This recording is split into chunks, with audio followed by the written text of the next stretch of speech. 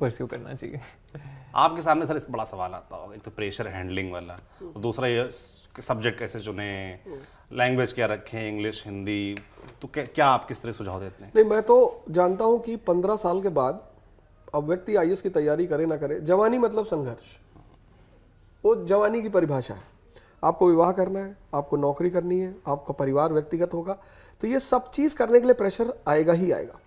तो मेरा स्वाभाविक तौर पर मानना है, और इस देश का शुरू से मानना है, कि अगर आप अपने मानसिक, जैसे अभी पौरुष ने ये बात कही कि मेंटल हेल्थ को अगर हम स्ट्रांग रखें, तो मेरा व्यक्तिगत तौर पे मानना है कि ध्यान और योग उसका सबसे प्यारा रास्ता है। बाबा रामदेव जी भस्त्रिका कराते हैं और जबरदस्त प्रयोग है वो। मतलब मैं तो ये कहूँगा इस मंच से कि जिन भी स्टूडेंटों को, एस्पिरेंटों को ये लगता है, क्योंकि वो सभी करते हैं प्रेशर हैंडल, तो जिनको भी लगता है कि प्रेशर कैसे हैंडल करें, तो सबसे स्मार्ट तरीका तो हंसने का है कि आप दिन में हंसें बहुत। और कितनी बढ़िया बात पौरुष ने कही, 9 आवर्स पर डे।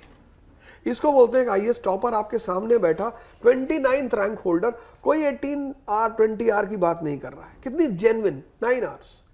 IITN कह रहा भैया मैं 9 घंटे पढ़ता था, फिर मैं अपने माँ बाप के साथ रहता था, मैं अपने पेट को घुमाता था, मैं हंसी मजाक सुनता था। ये है एक ओरिजिनल बात। तो योगा, हंसना, बाबा तो वैसे भी कहते हैं कि आप यूट्यूब ना भी देखें तो भी हंसते रहें।